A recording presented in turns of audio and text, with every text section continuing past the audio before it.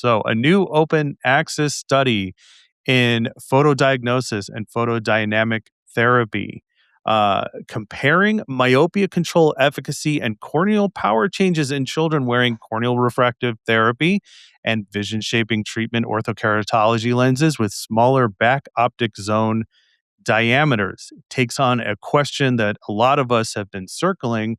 When do you shrink the back optic zone? Does the lens diameter still matter? And researchers at Tianjin Medical University Eye Hospital retrospectively followed 136 eyes of 8 to 11-year-old children with low myopia.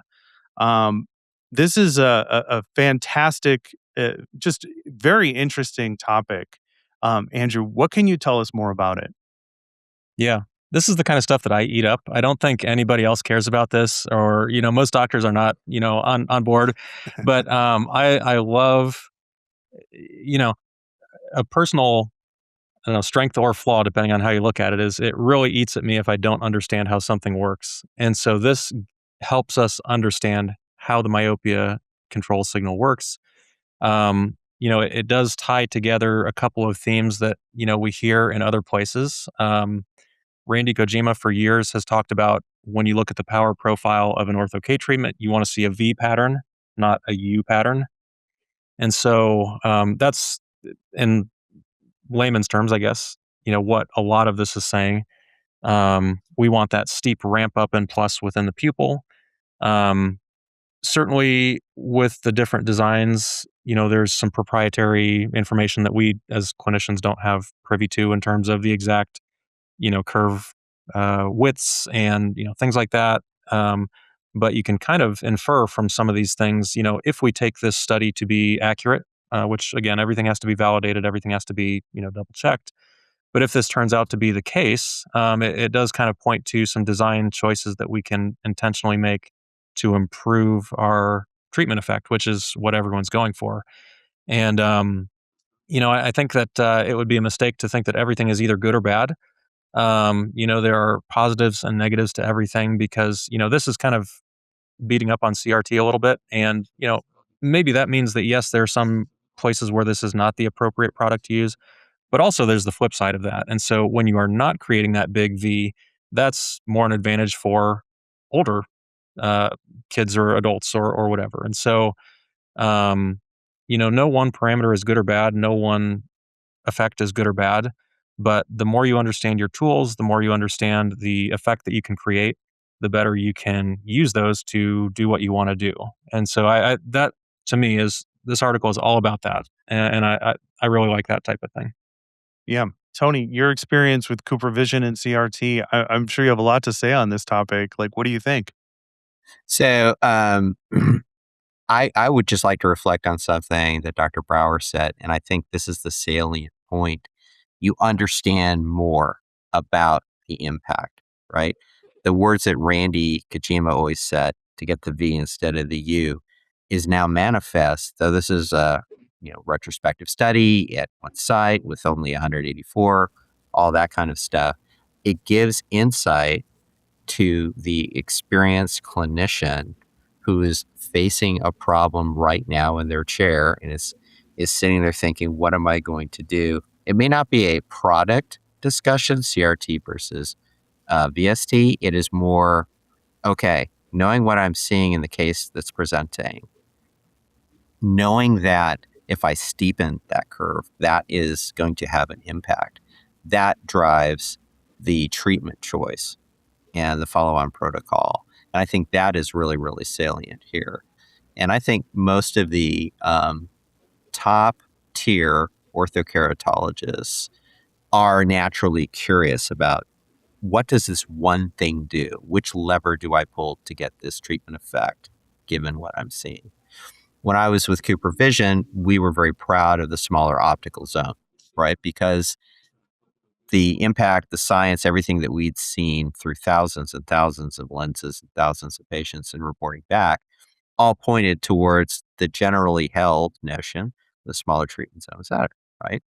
This one study, to Andrew's point, just needs to be validated RCT. I would actually, knowing that it takes a lot of money and a lot of time, this would be something that I would, if I was Bausch, especially vision products, or I was with Paragon, that would be something to invest in to further understand, even if only themselves, like an internal study. It would Right. be well worth the time.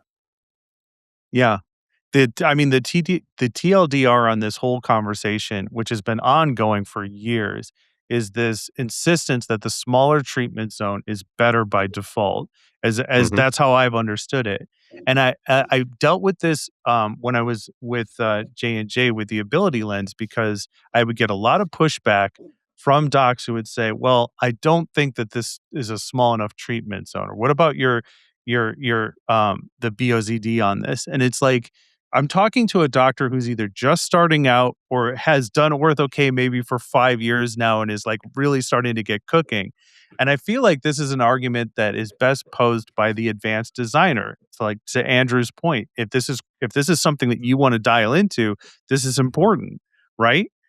If you're Ken Mahler, if you're Julio Arroyo, if you're Anith Pillay, for instance, to name three folks that have been on this podcast, if they tell me that small treatment zone is better, I defer to them because they are designing it through like Wave or iSpace or whatever.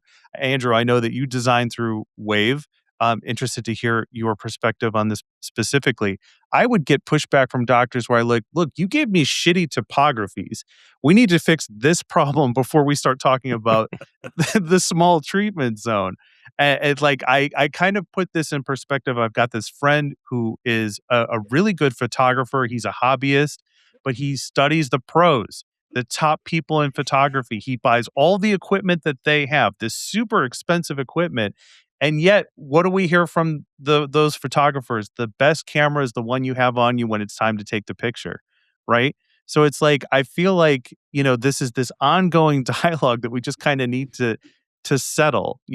As Andrew as a Wave design, you use the Wave system, if I'm not mistaken. Like, I'm curious to see what your perspective on this is, like, as you've grown in expertise and familiarity with lens design. Yeah. I've personally I've narrowed my designs down to two in general. One is Wave, one is a VST design. Um, and gosh, I could take your that was a great little bit there, because I could take that in like four different directions. So one thing I would say, so I make this mistake, and you made this mistake like four times there. Uh, I think most people make this mistake, but treatment zone is not the same as back optic zone. And so that kind of clarifies, I think if you ask the people that really know and went into designing the CRT 5.0, I don't think even they would say that they were expecting a 5 millimeter treatment zone. And even treatment zone has a different definition depending on who you ask. And so a 5.0 back optic zone may not, and probably will not, produce a 5.0 treatment zone, nor should it. And so if you really get picky about semantics, as sometimes you have to do, Yeah. I think that clarifies some of what this study was kind of picking at. And I think they almost, in some ways, gratuitously chose their terms a little bit. I think they defined their measurement for treatment zone as um, 3/4 of the way up the plus peak or something like that. And maybe there was a reason, but why did they choose 3/4? Why didn't they choose 100% or, at the pupil margin, or, pick your number? Um, so yeah, the details matter. There's some of those things that I don't have answers to, but I think that's part of the answer to what difference we're seeing here. One thing I really do like um, is that we have, with anything, we have leading measures and we have lagging measures. And, the lag that we're all caring about is how much did this kid progress over 6 months or a year or whatever. The leading measure, if we actually accept it to be true that power profile shape is more effective, you can tell that almost on day one. You can tell that definitely at day, 7 or 30. And so you get a pretty good idea if your treatment is producing the effect that you want, even if you haven't given it time to play out. And so, yes, in Wave, of course, you have, wonderful control over almost everything. But also, even with some of these other lab designs, I think are really fantastic. And, the better you understand them, the better you can replicate the design features that you're looking for. Um, I really love the complex, but I also have a real admiration for products that can be as simple or as complicated as you want them to be, and they can grow with you. Um, and so, yeah, I like having a variety because I kind of like dealing with all of that stuff. Yeah. Tony, anything else to add? No, but I think what's interesting here that Dr. Brauer touched upon is actually a commercial principle, right? So if you think about on the industry side, when you would go to market or when we would go to market, I always wanted to have two of everything to present to the ECP because the clinician knows that not every single product can fit every single patient. So you'd want to have, and this is where I like that can grow with you. You wanted to have a couple things in your toolkit to present so that they could choose their own adventure if they needed to. But, talking about the wave design, it can grow with you. Not to be meant as an endorsement, of course, but it is a really good example of something like that, of that principle. Again, I'm a process guy. So yeah, I just wanted to reinforce that. Yeah. I think this discussion floats the future directions like, Ortho-K combined with corneal cross-linking and the broader cost and compliance burden of overnight wear. Um, you know, Looking past the specific comparison, where do you think Ortho-K design innovation delivers the most real-world benefit next? Like, what do you guys think? Is that in Can you say that geometry, again? material? Like, looking past the specific comparison, where do you think Ortho-K design innovation delivers the most real-world benefit next? Like, where is innovation going to take us in the future? Hmm. Well, I mean, just with what you brought up, I love the concept of, um, locking in your treatment with cross-linking or something similar. That, of course, speaks to, a really old debate about whether there is any stromal change to Ortho-K or whether it's all epithelial. You can cross-link a stroma, you can't cross-link the epithelium, at least with the technology that we have now.